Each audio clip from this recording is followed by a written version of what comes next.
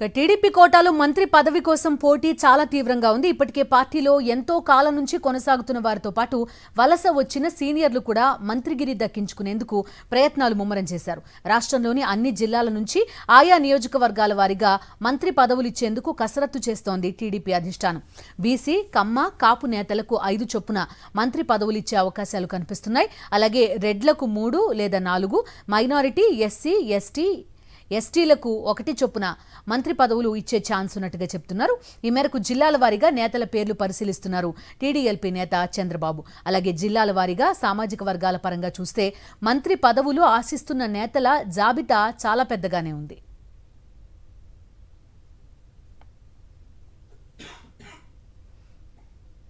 జనసేనలో మంత్రి పదవుల కోసం తీవ్ర పోటీ నెలకొంది. ఆ పార్టీలో చాంతాడంత ఆశావహుల లిస్టు కనిపిస్తోంది. అయితే జనసేనకు 5 మంత్రి పదవులు ఇచ్చే యోచనలో చంద్రబాబు ఉన్నట్టుగా తెలుస్తోంది.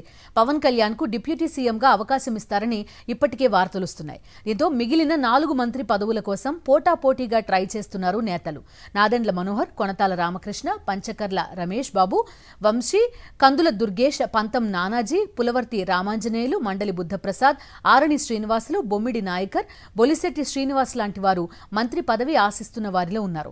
సామాజిక సమీకరణాలు, ఇతర అంశాలు దృష్టిలో పెట్టుకుని మిగిలిన 4 మంత్రి పదవులు ఎవరికి దక్కుతాయన్నది సస్పెన్స్ గా మారింది.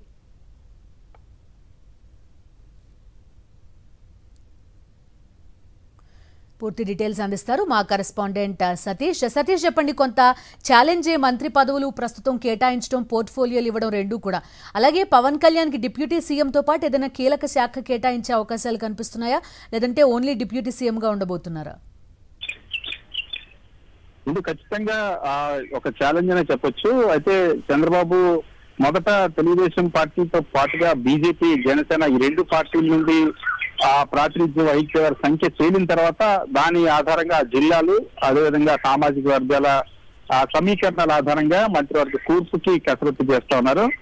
చంద్రబాబు ఢిల్లీ నుండి విజయవాడ చేరుకున్న రేపు టీడీఎల్పీ మీటింగ్ ఉంది. రేపు టీడీఎల్పీ మీటింగ్ తర్వాత రేపు సాయంత్రానికే దీనిపైన ఎవరెవరిని తన మంత్రివర్గంలోకి తీసుకుంటున్నారన్న అంశం పైన స్పష్టత ఉన్నారు. అయితే పూర్తి స్థాయిలో మంత్రివర్గ విస్తరణ చేస్తారా, లేదా కొద్ది మందితో చేసి తర్వాత మళ్ళీ ఆ 3 పార్టీల మధ్య కూర్చొని సమన్వయం జరిగిన తర్వాత ఆ మిగిలిన వారిని భర్తీ చేస్తారన్న అంశంపై ఇంకా స్పష్టత రావాల్సిన అవసరం. అయితే ఇప్పటి వరకు అయితే అనుకున్న సమాచారం, ముఖ్యమంత్రిగా చంద్రబాబు కేబినెట్ లో ఖచ్చితంగా డిప్యూటీ సీఎం గా పవన్ కళ్యాణ్ ఉండబోతా ఉన్నారని జనసేన వర్గాలు చాలా స్పష్టంగా చెప్తున్నాయి.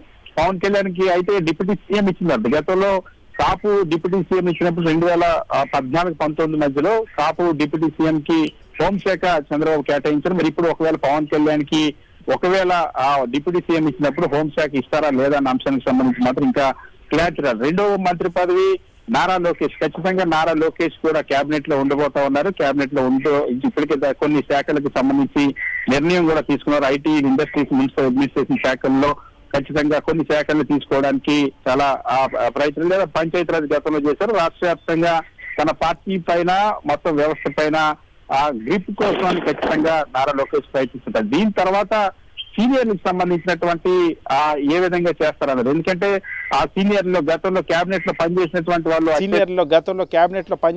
వాళ్ళు అచ్చెన్నాయుడు కానీ, కళా వెంకటరావు కానీ, పితాని సత్యనారాయణ కానీ, ఇటువంటి వారు సీనియర్ లీడర్లు అందరూ కూడా ఉన్నారు మంత్రి స్థానాల్లో. అదేవిధంగా గత అపోజిషన్ ఉన్నటువంటి ఎమ్మెల్యే నిమ్మల రామానాయుడు, నిమ్మకాయల చినరాజప్ప, అదేవిధంగా దాంతోపాటు ఎస్సీ సమాజం అనిత, వీళ్ళంతా లీడర్లు ఉన్నారు. సో వీళ్ళలో ఎవరెవరికి అవకాశం ఇస్తారు, అసలు ఫస్ట్ ఏ సామాజిక వర్గానికి ఎంతమందికి ఇస్తారు? ఎందుకంటే అటు బీజేపీ నుండి ఖచ్చితంగా అగ్రవర్ణాలకు రాబోతూ ఉన్నారు, మరొక వైపు జనసేన నుండి కూడా అగ్రవర్ణాల వాళ్ళు రాబోతూ ఉన్నారు, తెలుగుదేశం పార్టీ నుండి కూడా సీనియర్లు, ముఖ్యంగా చంద్రబాబు సామాజిక వర్గం నుండి పెద్ద ఎత్తున పోటీ ఉంది మంత్రివర్గానికి సంబంధించి. ఎందుకంటే చాలా కాలంగా ఉన్నటువంటి ఎవరైతే తెలుగుదేశం పార్టీలో ఉన్నటువంటి నాయకులు ఎవరైతే ఉన్నారో, పయ్యావులు కేశవ్ మంత్రి పదవి ఆశిస్తూ ఉన్నారు, దూలిపల్లి నరేంద్ర మంత్రి పదవి ఆశిస్తూ ఉన్నారు, అటు పరిటాల సునీత, ఇదే ఒకే సామాజిక వర్గం నుండి. దీంతో పాటు పత్తిపాటి పుల్లారావు, దామర్చల జనార్దన్, ఏలూరు సాంబశివరావు, గొట్టిపాటి రవి, ఇటువంటి సీనియర్ ఎమ్మెల్యేలందరూ కూడా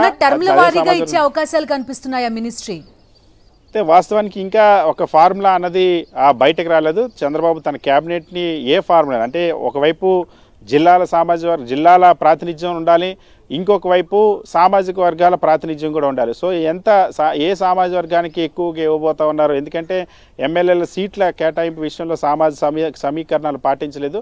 సో క్యాబినెట్లో కూడా అదే కొనసాగిస్తారా, అప్పుడు ముందుగా అనుకున్నటువంటి తన లీడర్స్ అందరికీ కూడా ఇచ్చేటువంటి అవకాశం కనిపిస్తుంది.